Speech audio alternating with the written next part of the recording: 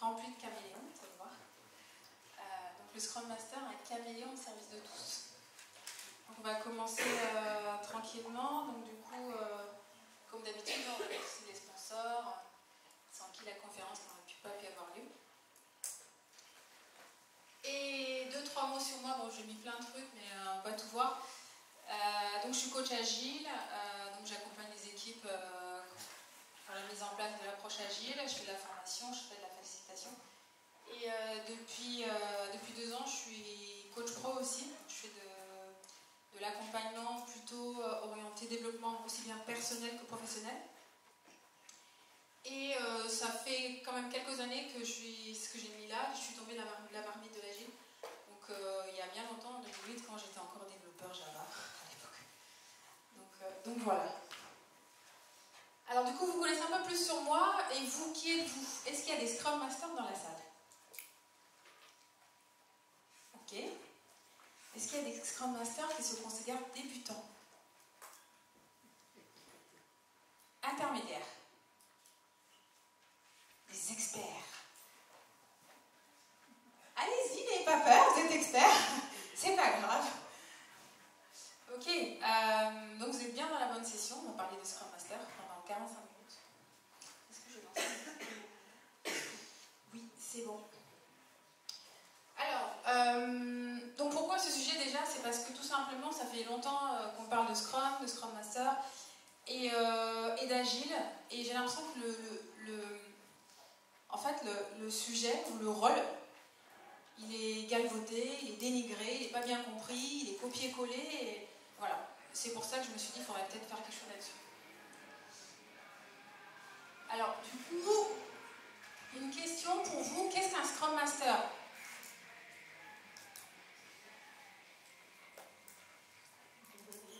Non? Pardon? Non, je demandais aux experts. En fait, on a commencé, je ne sais même pas la personne qui s'occupe de la caméra, je sais pas ça là. Elle a fait le clap, j'imagine. Alors, du coup, qu'est-ce qu'un Scrum Master? Allez-y, je ne vais pas vous manger. Hein. Alors? Facilitateur de l'équipe agile. D'accord. D'autres idées? Syndromiseur de l'équipe. D'accord. D'autres idées? Garant de la méthode. Garant de la méthode, d'accord. Autre chose? Ok, bon, on va voir. Moi, voilà ce que je vous propose. Alors, j'ai mis plein de caméléons, pas parce que je suis folle des caméléons, d'accord? Tout simplement parce qu'un caméléon change de couleur, ok? Et donc le Scrum Master doit être capable de changer de posture à chaque fois. J'aurais pu mettre des flèches partout, en fait. Sinon, ça aurait été le bordel, tout simplement, si j'avais mis plus de flèches que ça. Mais pour moi, le Scrum Master est tout ça à la fois. Donc il est formateur, il est mentor, il est facilitateur, il est là pour éliminer les obstacles, il est servant leader, il est coach et il est aussi agent du changement. Alors, il y en a qui disent qu'il est aussi gestionnaire ou manager, mais bon, on ne va pas voir ça aujourd'hui. D'accord? Donc du coup, vous en tant que Scrum Master, vous devez être capable de changer de posture et donc de couleur, d'où le caméléon, à chaque fois et passer d'une posture à une autre en fonction du besoin et en fonction du contexte, en fonction de la personne avec qui vous êtes en train de discuter. Ça va? Alors du coup, qu'est-ce que c'est? Donc on va aller passer en revue, donc le formateur. Donc vous êtes Scrum Master, comme son nom l'indique, Scrum Master, vous maîtrisez Scrum. Vous avez une ceinture noire en Scrum. Donc vous maîtrisez Scrum, ça veut dire que vous maîtrisez aussi l'approche agile. D'accord? Ça veut dire quoi? Ça veut dire que vous êtes vraiment incollable là-dessus. Donc d'ailleurs, quand on parle d'agile, ça vous fait penser à quoi? Agile implique quoi pour vous? Manifeste. Yes! Agile implique manifeste. Et Scrum? Pardon? Yes, Scrum Guide. Du coup, voilà, Agile implique manifeste. Agile, alors Scrum, je vous ai dit ça. Scrum Guide, les piliers, les valeurs de Scrum. Tout commence par là. Hein. On peut mettre toutes les cérémonies du monde, tous les rôles du monde. Si on ne comprend pas d'où ça vient, quels sont les piliers, quelles sont les valeurs, ça ne sert à rien. D'accord? Donc là, je vous les ai remis. On ne va pas parler de manifeste, hein, d'accord? Vous le connaissez déjà. Mais tout commence par là. D'accord? Donc vous êtes capable, en tant que Scrum Master, c'est votre dada en fait. Vous savez expliquer ça du bout des doigts. D'accord? Et vous savez former les gens à cela. D'accord? On sait quoi? Scrum, c'est quoi? Scrum, c'est le rugby. Et Scrum, c'est exactement ça. On est ensemble, on est en train de faire une mêlée en rugby. Qui joue au rugby ici, là? Personne? Voilà. Donc on est là ensemble. L'objectif, c'est le but, c'est quoi? C'est que qu'une personne récupère la balle, qu'on court vite derrière la ligne blanche pour poser la balle. D'accord? Donc on a quoi? Un objectif bien clair et bien précis et qui est compris et partagé par toute l'équipe. D'accord? On a aussi une grande interaction.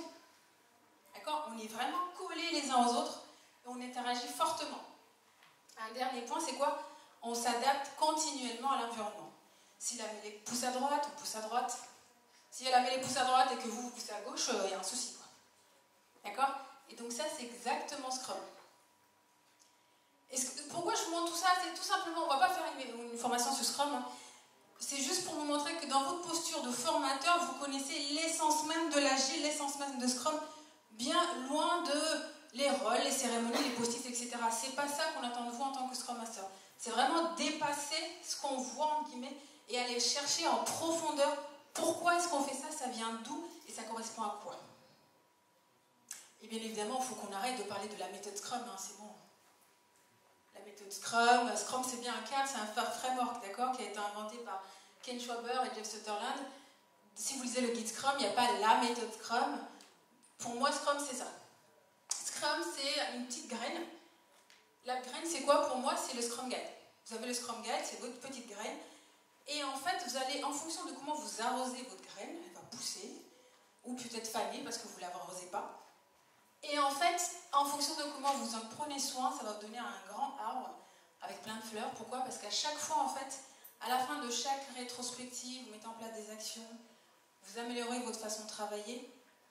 Et du coup, votre processus en instant T, même si on est tous partis du Scrum Guide, ne devrait pas être le même que l'équipe à côté. Vous n'avez pas les mêmes problèmes, vous n'avez pas le même contexte, vous êtes dans une équipe avec d'autres personnes, vous êtes dans un autre projet. Donc arrêtons les copier-coller, quoi. C'est pas possible. D'accord? Donc vous maîtrisez tout ça. Il n'y a pas de méthode Scrum, il n'y a pas de méthode Agile. L'Agile, c'est plutôt ça, une culture. Alors, je pense qu'on est tous d'accord là-dessus.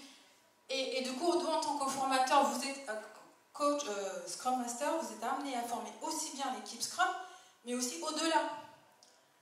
Il faut qu'on arrête de dire que le Scrum Master, il est juste que dans son équipe Scrum. Ben non. On attend aussi de lui qu'il aille en dehors de son équipe, former l'organisation. Donc là, j'ai mis Agile Scrum parce que c'est le minimum syndical, mais j'espère bien plus que ça. Hein. En tant que Scrum Master, vous vous formez, vous avez plein d'autres connaissances, plein d'autres choses, et vous allez apprendre aux autres plein d'autres choses. Ça va jusque-là pour la partie formateur? Alors, du coup, pour la partie mentoring. Alors, vous êtes aussi un mentor, donc, moi, mentor, ça me fait penser à lui. Vous aussi ou pas? Star Wars, j'adore Star Wars, en fait. Donc, Star Wars, pourquoi? Parce que Maître Yoda est là pour apprendre à comment être un Jedi, comment bien manier l'épée. C'est quoi, en fait, l'état d'esprit d'un Jedi, et vous allez faire exactement pareil, en fait. Avec vos petits padawans dans vos équipes. C'est quoi l'agile? C'est quoi être agile? Parce que c'est pas faire agile, on est d'accord? C'est quoi être agile? C'est quoi le bon geste? C'est quoi la bonne culture? C'est quoi l'état d'esprit pour être agile, en fait? D'accord? Du coup, pour moi, c'est ça. Mentor, Maître Yoda. Et donc, du coup, Maître Yoda, donc, ça nous emmène forcément au Chouari, on est d'accord? Donc, les 3 étapes de l'apprentissage, où tout au début, du coup, si on est avec Maître Yoda, on va écouter attentivement tout ce qu'il nous dit, comment on bouge l'épée, etc. C'est quoi être un Jedi, etc. Donc vous allez, dans cette première partie, vraiment avoir vos padawans qui vous écoutent tranquillement.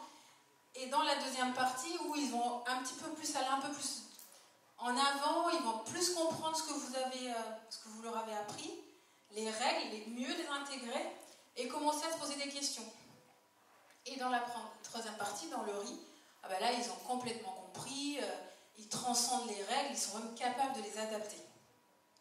Et c'est ça qu'on attend de vous en tant que Scrum Master, c'est aussi regarder, ok, là, par rapport à mon équipe, ou par rapport à mon organisation, dans laquelle mon équipe, où est-ce qu'on en est? Est-ce qu'on est toujours dans le chou? C'est-à-dire que, est-ce qu'on est toujours dans un mode où ils sont vraiment en train d'apprendre et donc du coup je dois adapter ma posture par rapport à ça, ou est-ce qu'ils sont plutôt peut-être dans le riz et donc je veux peut-être prendre un peu plus de recul et peut-être avoir plus une posture de coach. Ça, c'est des questions que vous devez vous poser, vous, Scrum Master. Où en est mon équipe? Où en est mon organisation? Ça va? Alors là, je vous ai mis un monsieur qui s'appelle Martin Broadwell, qui a parlé des... Alors lui, il a parlé des 4 étapes de l'enseignement, c'est comme ça qu'il les avait appelées. Mais maintenant, on les appelle les 4 étapes de l'apprentissage, qui ont été d'ailleurs... du coup, qui nous permettent de voir en fait quelles sont les différentes étapes dans lesquelles on passe quand on est en train d'apprendre de nouvelles compétences.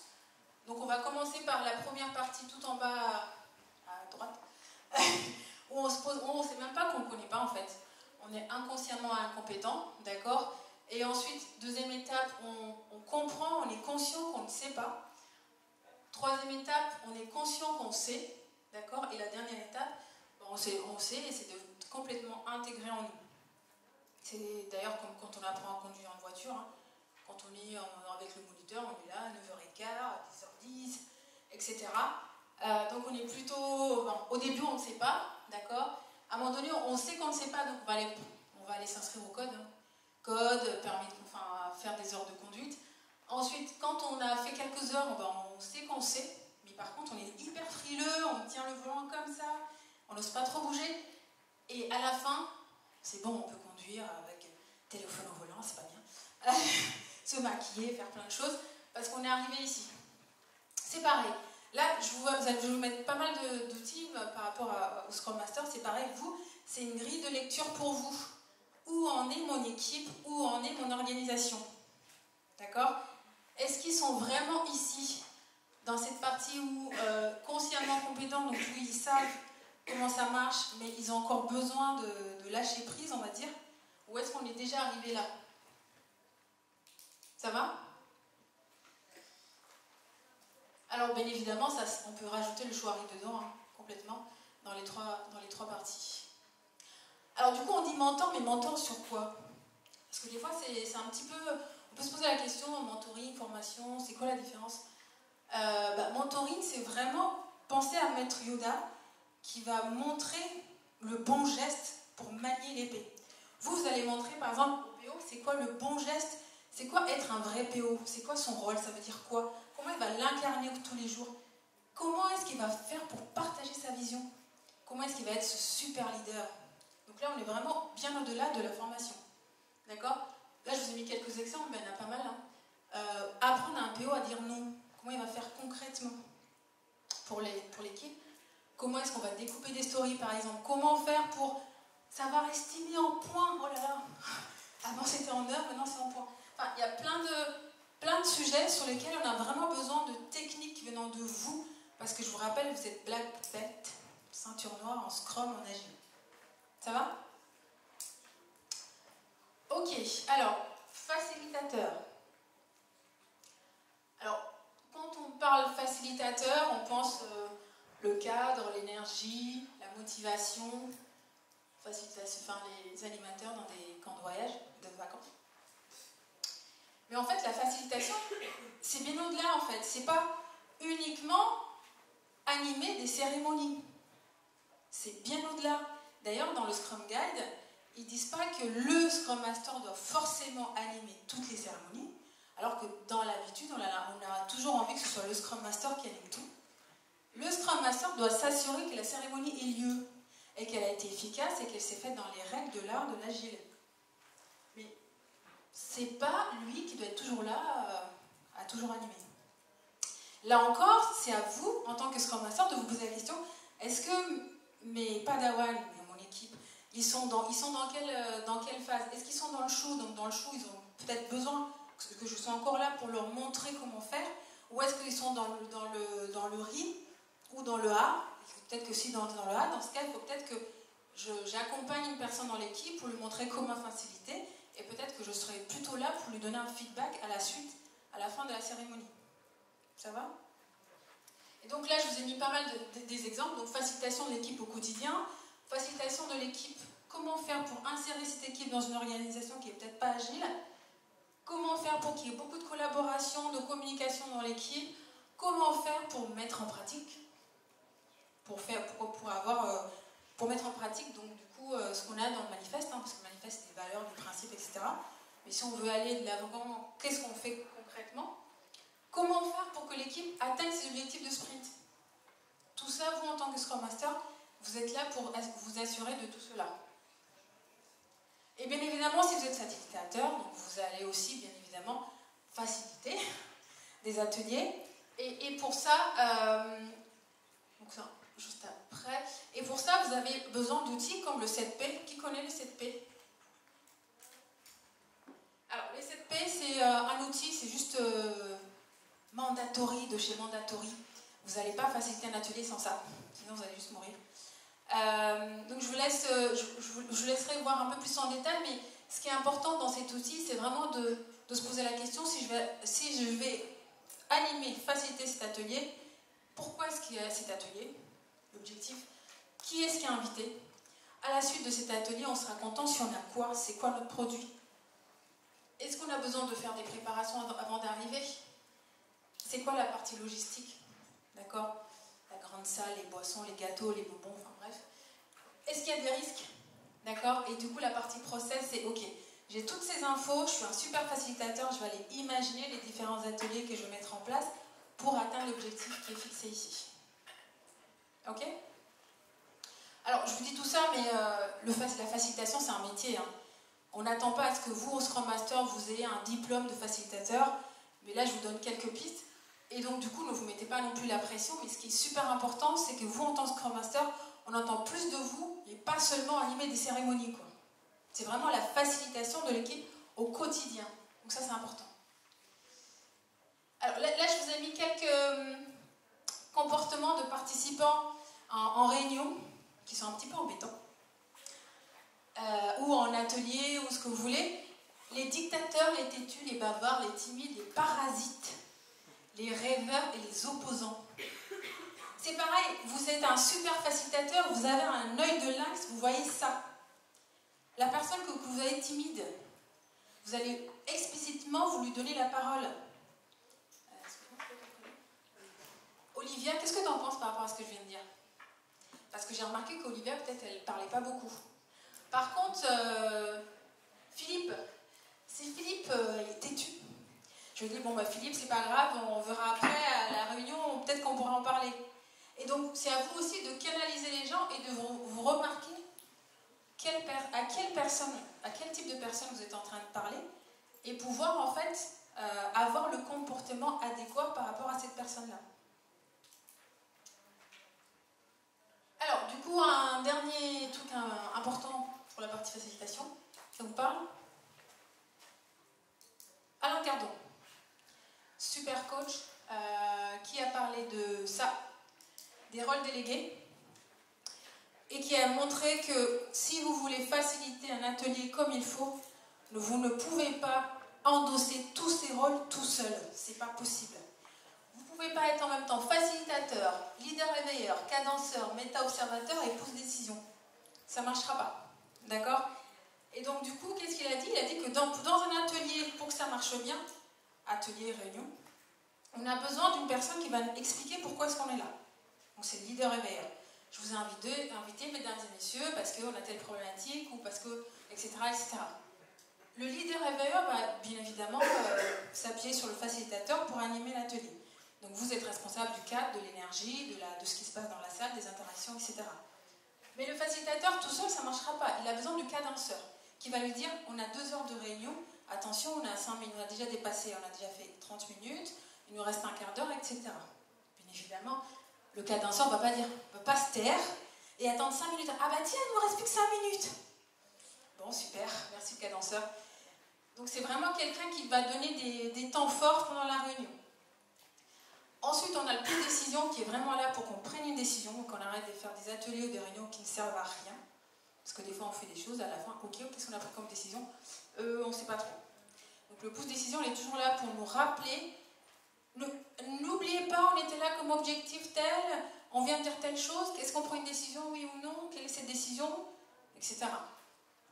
Et le dernier qui est le méta-observateur, qui est là pour regarder, observer comment ça s'est passé, comment est-ce qu'on a collaboré, comment est-ce qu'on a interagi, et après, du coup, faire un feedback, aussi bien au niveau de ce qui s'est passé dans la salle, mais aussi individuellement. Et le feedback, c'est vraiment un feedback que je vais venir vous faire, et vous l'acceptez. On n'est pas là pour contredire le méta-observateur. Ça va? Et du coup, imaginez si le facilitateur a tous ces rôles-là. C'est sûr qu'il y a un rôle qui va délaisser. Et donc, du coup, vous, Scrum Master, votre rôle, c'est aussi de voir, ok, pendant cet atelier, qui a envie d'être cadenceur, qui a envie d'être méta-observateur, etc. Ça va jusque-là? Alors, l'éliminateur d'obstacles. Pas mal de questions qu'on doit se poser quand on est devant un obstacle, un problème. Donc là, j'en ai mis 4. Première question, quel est le problème qu'on a à résoudre? Bon, bah, c'est évident, on a un problème. C'est quoi? Expliquez-le. Est-ce que ce problème va nous empêcher d'atteindre l'objectif du sprint? Hyper important. Est-ce qu'il est tellement problématique pour qu'on n'arrive pas à atteindre l'objectif qu'on s'était fixé lors de notre sprint planning? S'il n'est pas résolu, c'est quoi la conséquence? Parce que ça se trouve, on peut arriver à atteindre notre objectif de sprint, mais en fait, finalement, il y a d'autres conséquences. Et la dernière question, est-ce que l'équipe peut-elle s'en débrouiller toute seule? Cette question, elle est super importante. Pourquoi, à votre avis?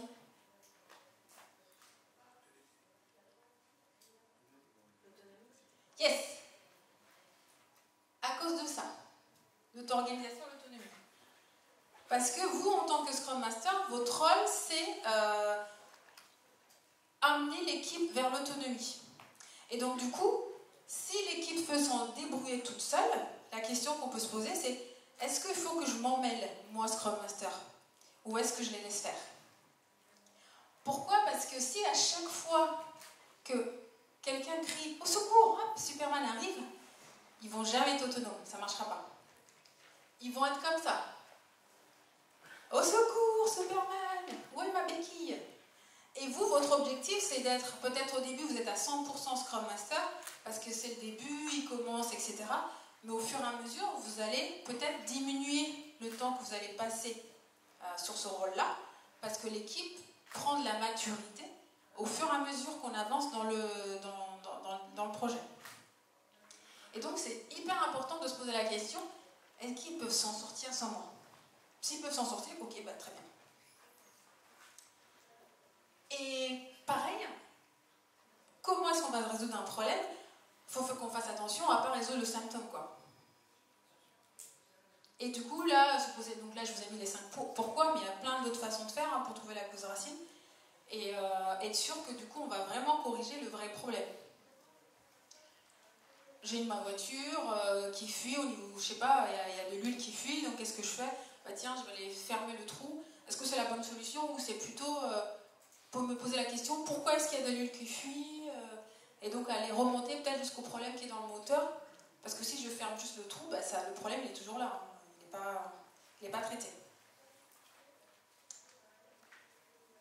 Et bien évidemment, vu que vous êtes là pour la transparence, c'est super important d'avoir un board où vous allez noter les problèmes qui ont été identifiés, les problèmes qui sont en cours, les problèmes qui ont été résolus.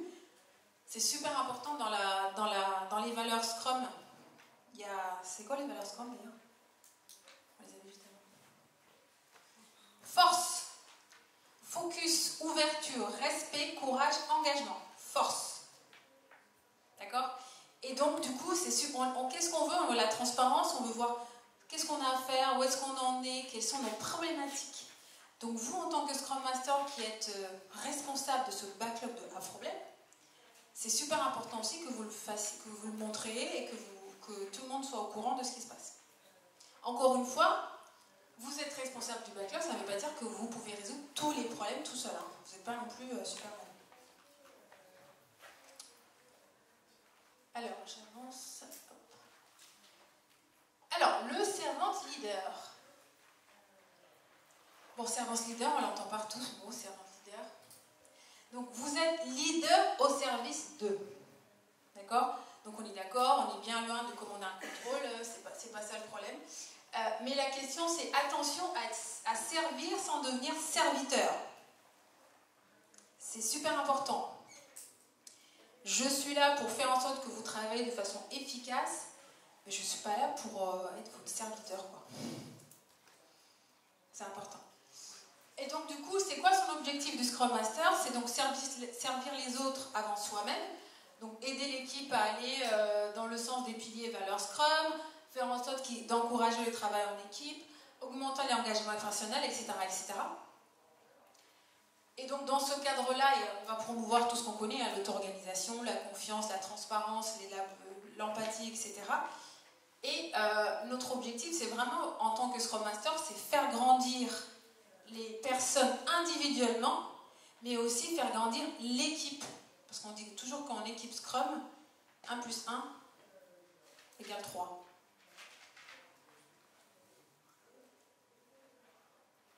Et donc, on va parler d'empowerment, d'accord, en responsabilisation, on fait confiance, on est là pour encourager. Vous êtes un espèce de... Vous êtes facilitateur, vous êtes là pour encourager. Donc, si on est dans une équipe Scrum, on arrive dans une équipe, on voit les gens pas trop motivés, ils sont là parce qu'ils n'ont pas le choix, ils sont là parce que, bon, il faut aller faire un petit tour, voir comment ça se passe avec le Scrum Master, parce que c'est important. Donc, vous donnez l'exemple, d'accord? S'il faut tirer un chariot, vous êtes devant. Vous n'êtes pas là. Ok, allez-y, tirez. Ok? Alors, la partie coach. Donc, j'adore cet exemple, cette image, en fait, du coaching, où on voit, en fait, le coaché, enfin, la personne qu'on va coacher, ou le client, si on veut, qui arrive avec un gros caillou derrière. Oh là là, c'est hyper lourd, je ne sais pas quoi faire. Et vous avez le coach là en vert, ou la coach, ici justement dans mon image, avec une grosse oreille qui écoute. Et du coup, petit à petit, le gros caillou qu'on avait tout au début, ça lège en fait. Et finalement, on voit un chemin qui s'ouvre et qui nous emmène petit à petit jusqu'à tout à la fin où on est super content, c'est génial, le caillou est parti, quoi. Alors là, je vous ai mis une grosse définition, je n'ai pas besoin de lire. C'est une définition que j'avais faite quand j'ai fait mon mémoire de coaching pro, donc il y a 2 ans. Alors, ce qui est intéressant dans cette définition, j'en suis fière d'ailleurs, c'est en fait, donc ce que j'ai mis en rouge, c'est quoi le coaching? Le coaching, c'est d'avoir une relation. Vous, en tant que Scrum Master, vous allez créer une relation entre vous et votre équipe, ou la personne que vous êtes en train de coacher, d'accord? Et dans cette relation, c'est quoi l'objectif? Vous allez accompagner la personne vers son objectif.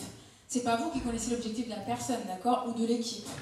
Vous n'êtes pas là pour dire, tiens, en tant qu'équipe Scrum, je vais définir notre prochain objectif. C'est pas ça l'objectif, le but du Scrum Master. C'est l'équipe elle-même qui va se définir c'est quoi son objectif. D'accord? Donc, on définit notre objectif, vous accompagnez la personne en adéquation avec ses valeurs. Donc, c'est important d'avoir des valeurs d'équipe. C'est quoi vos valeurs en tant qu'équipe Scrum? Et du coup, si on définit notre objectif, est-ce que cet objectif est en adéquation avec nos valeurs? On accompagne aussi bien donc personnellement que professionnellement, si on veut. L'éthique est importante et vous allez créer, quand je dis vous, c'est toujours le Scrum Master, un cadre dans lequel l'équipe se sent protégée. Et l'équipe a la permission de faire des choses. L'équipe peut oser. D'accord? Parce que si on n'ose pas, on ne peut pas agir et donc on ne peut pas faire des choses qui peuvent nous emmener vers cette amélioration continue. Pourquoi? Parce qu'on veut déclencher donc des prises de conscience et nous emmener vers notre objectif. Donc, en tant que Scrum Master, je vous rappelle que vous avez un œil de lynx, vous remarquez les choses. Et dans cette posture de coach, vous n'êtes pas là pour dire bah, tiens, j'ai vu telle personne qui a fait telle chose. Vous êtes plutôt là pour être le miroir, d'accord? Et montrer à l'équipe, en fait, des choses que peut-être que l'équipe n'a pas vues, en posant des questions, notamment. On a fait un daily meeting, normalement on commence à 10h, il y a une personne qui est arrivée à 10h10, 10 minutes de retard, normalement c'est un quart d'heure max, donc ça doit finir à 10h15. Donc ok, normalement ça se fait pas. Vous n'êtes pas là pour dire, bah, tiens, c'est pas normal que la personne soit arrivée à 10h15, enfin, voilà. Vous êtes là pour faire le miroir de ce qui s'est passé. Donc, ce serait intéressant de poser la question, qu'avez-vous pensé du fait que la personne soit arrivée, question ouverte, hein. Mais pas, est-ce que le fait que la personne est arrivée, c'était bien ou pas? Ah lui, c'était pas bien. Ok? Et donc, vous allez aider l'équipe, en fait, à rendre explicite ce qui était implicite. Et ce qui est super important en tant que Scrum Master, c'est d'encourager. Donc je dis équipe, mais ça s'applique complètement au niveau de l'organisation dans laquelle vous êtes. Une organisation qui met en place une transformation, c'est important d'encourager les différentes étapes par lesquelles elle passe. D'accord? Donc encourager, féliciter, célébrer les progrès, mais aussi célébrer les échecs. Ok, on a échoué, mais qu'est-ce qu'on a appris? C'est pas grave d'échouer. Le plus important, comme on dit fail fast, hein, c'est d'échouer très vite. Mais du coup, qu'est-ce qu'on a appris face à cet échec? Et pas que ce soit quelque chose de tellement difficile à parler. On est toujours dans ce cadre de permission, de protection, où l'équipe se sent libre et a l'autorisation de se tromper.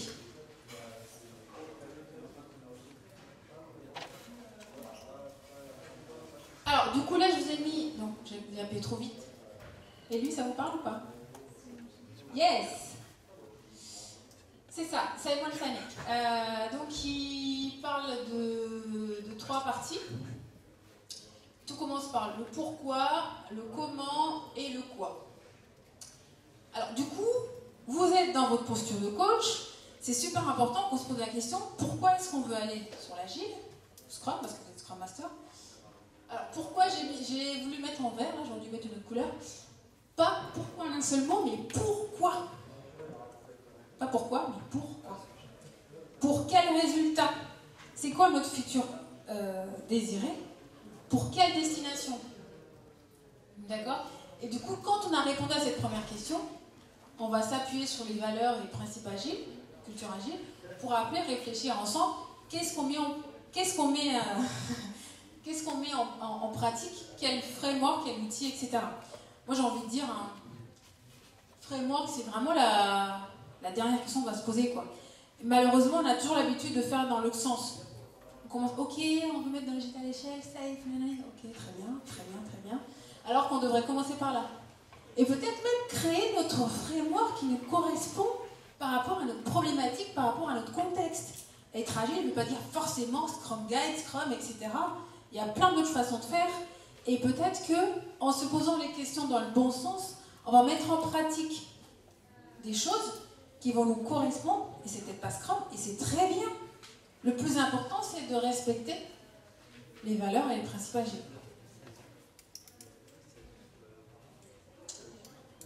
Donc l'Agile Golden Circle. Alors donc coaching à 3 niveaux, donc au niveau individuel, au niveau équipe Scrum, donc PO, les équipiers, au niveau organisation. Et donc là je vais parler d'une autre personne. Et lui, ça vous parle? Carl Rogers. Alors lui, il a parlé d'écoute active. Voilà.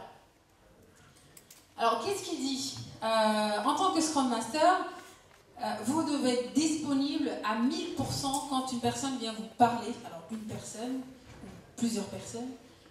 Et donc, écoutez avec attention, montrez que vous êtes disponible.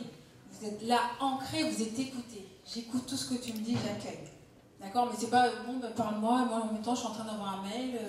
Ok, ben non, c'est pas ça. Donc, vous êtes complètement disponible, vous êtes empathique avec la personne.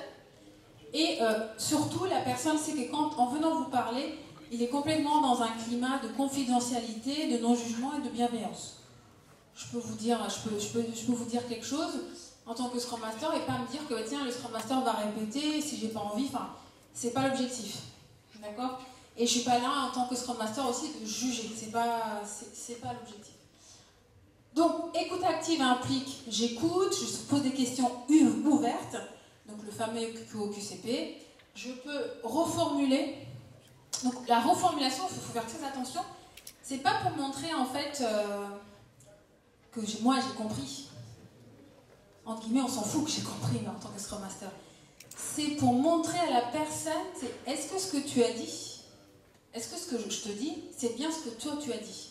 et donc lui montrer carrément, on a dit que le Scrum Master c'est un espèce de miroir. Est-ce que tu te vois en fait ce que tu es en train de dire là? Ah oui, c'est vrai, j'ai dit ça. Ah oui. Donc c'est la reformulation, c'est super important.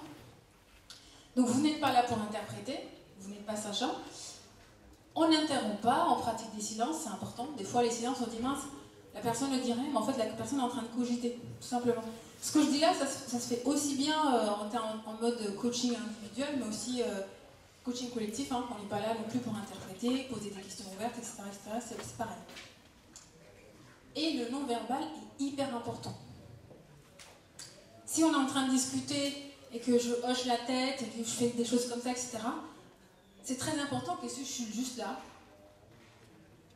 Ok, très bien. Ça donne même pas envie de parler à la personne.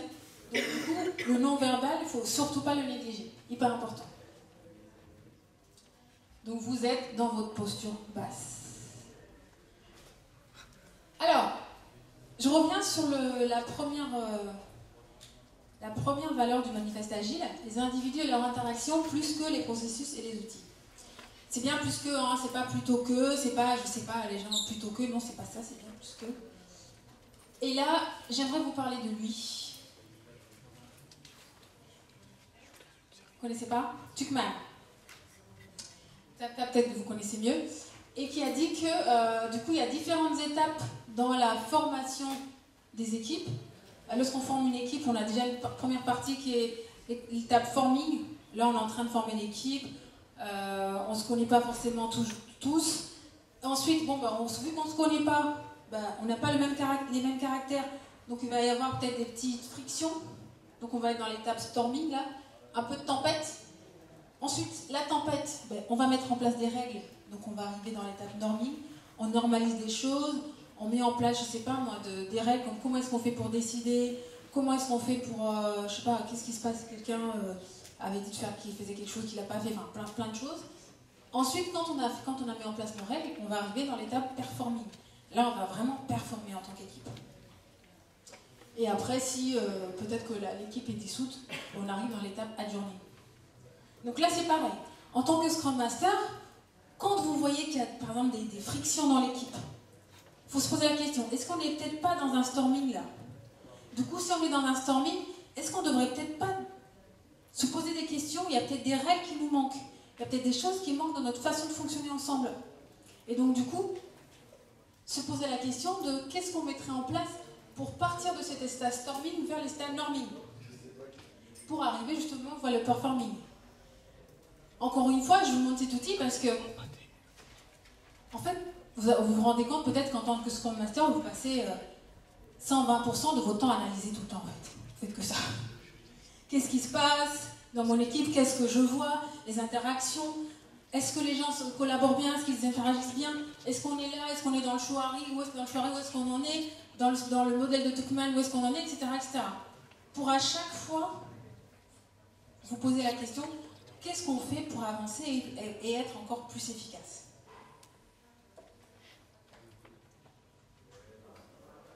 Donc, c'est intéressant de se poser la question aussi, où est-ce qu'on en est par rapport aux valeurs et principes agiles? Ok, on est dans une équipe Scrum, peut-être une équipe, peut-être plusieurs équipes. Où est-ce qu'on en est? Si on devait se noter, je sais pas, sur 5, on est où? Où est-ce qu'on en est par rapport aux piliers et valeurs de Scrum? Où est-ce qu'on en est par rapport au manifeste agile? Où est-ce qu'on en est par rapport à ce qu'on avait défini au tout début? Vous vous rappelez avec les 3 parties de Simon Sinek? Pourquoi est-ce qu'on voulait aller vers l'agile? Et donc le pourquoi, on avait notre résultat, et j'imagine qu'on a défini au moins un KPI important. Genre, plein, ça sert à rien. 2, c'est déjà trop, mais au moins un, pour voir du coup comment est-ce qu'on va contrôler l'atteinte de ce résultat. Et du coup, où est-ce qu'on en est par rapport à ces résultats-là? Donc là, je vous ai mis une Scrum checklist, mais faites votre checklist à vous. Faites votre checklist à vous pour vous mesurer et regarder. Et du coup, vous rendre compte si ce que vous avez mis en place, du coup Scrum, vu qu'on parle de Scrum Master, ça fonctionne ou pas. Et donc, en se posant ces questions-là, c'est intéressant de dire, ok, on en est là, on est parti là, de là.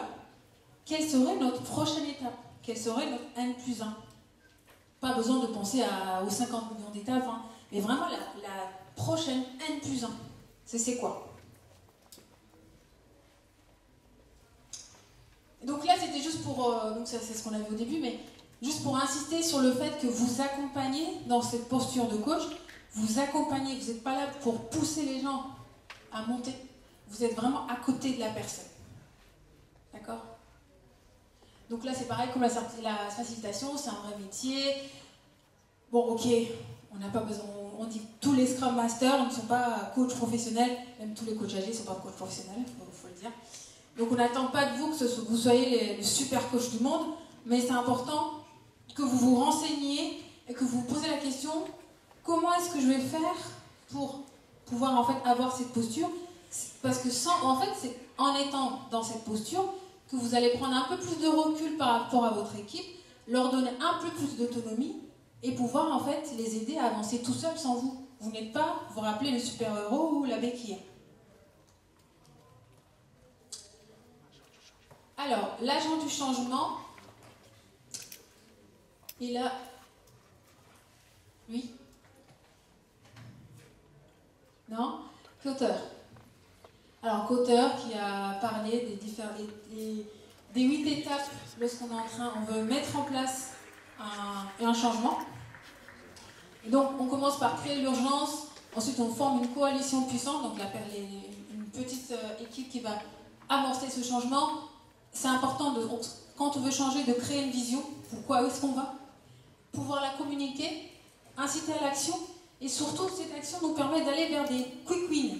Parce que si on voit qu'il n'y a rien qui change, qu'on n'arrive à rien obtenir, ben on va se décourager. Donc consolider les changements et du coup ancrer les nouvelles approches dans la culture d'entreprise. Là c'est pareil, on est en train de mettre en place Scrum dans une équipe majeure qui n'était pas du tout agile. Il faut aussi se poser la question, pour aider à ce que ce changement se fasse de façon, on va dire, naturellement, quels seraient nos quick wins? Qu'est-ce qui ferait en sorte que les gens vont y aller? Parce que bon, si vous arrivez dans une équipe où tout le monde est bras ouverts, génial, j'ai envie d'aller sur Scrum, trop bien, vous avez la chance, mais c'est pas toujours le cas. Et donc du coup, se poser la question, où est-ce qu'on en est par rapport à ces étapes-là? Est-ce qu'on a créé une vision? Est-ce qu'on sait pourquoi on va y aller, etc., etc. Et du coup, c'est pareil. Là, maintenant, c'est une femme. Ça fait plaisir. Alors, c'est qui? Attends, là, 3 minutes. Alors, Elisabeth Kubler-Ross. C'est une psychiatre qui a développé les 5 étapes du deuil et qui montre que du coup, quand face à un changement, on passe par ces différentes étapes. D'accord? D'abord, une étape de déni, ensuite on est en colère, on a peur du changement, on ne connaît pas. Ensuite, on est triste. Et puis après, on va tout tranquillement vers la recherche de sens, la recherche de sérénité, de nouvelles forces. 5 minutes, oui, je me dépêche. Ensuite, c'est pareil. En tant que Scrum Master, vous voyez votre équipe est dans cette partie de peur. C'est normal. Ne les stressez pas, ne leur mettez pas la pression. Ils sont dans cette courbe, ils vont arriver tout doucement vers le haut. Mais c'est à vous de comprendre que c'est un processus logique et normal et qu'ils vont en fait faire leur chemin eux-mêmes. Et du coup, pareil, où est-ce qu'on en est par rapport à cette courbe? Ben, ça se trouve qu'il y en a qui vont, la plupart du temps, vont dire ah bah nous c'est génial, on n'attendait que ça, on rêvait de ça. D'autres, ah bah non, on n'a pas envie de changer, etc., etc. Donc, ce qui est important, c'est, de toute façon, vous le savez, hein, je pense par rapport à tout ce que je vous ai dit, on s'en fout des méthodes. On n'est pas là, enfin, c'est pas ça l'objectif. L'objectif, c'est la culture. L'objectif, c'est vraiment vous, en tant que Scrum Master, c'est amener votre équipe à penser autrement, à agir autrement, à interagir autrement, que ce soit avec Scrum ou autre chose, même si vous êtes Scrum Master. Mais c'est ça le plus important. Et dans votre rôle, dans votre posture d'agent du changement, vous allez en fait, c'est une aventure. Genre, je dis toujours c'est une aventure, mais c'est une aventure pour moi qui est sécurisée. Parce qu'en tant que Scrum Master, vous l'avez déjà faite. Donc vous allez peut-être accompagner des personnes qui ne l'ont pas faite, mais vous l'avez déjà faite. Bien évidemment, si vous êtes Scrum Master débutant, c'est bien de vous faire accompagner vous-même. Et il ne faut pas oublier qu'on ne devient pas agile du jour au lendemain, et une transformation agile, elle ne peut pas être imposée, c'est pas possible. Et donc là, je vous ai montré toutes les postures que j'avais présentées au début. Dites-vous que vous n'êtes pas une posture par jour, quoi.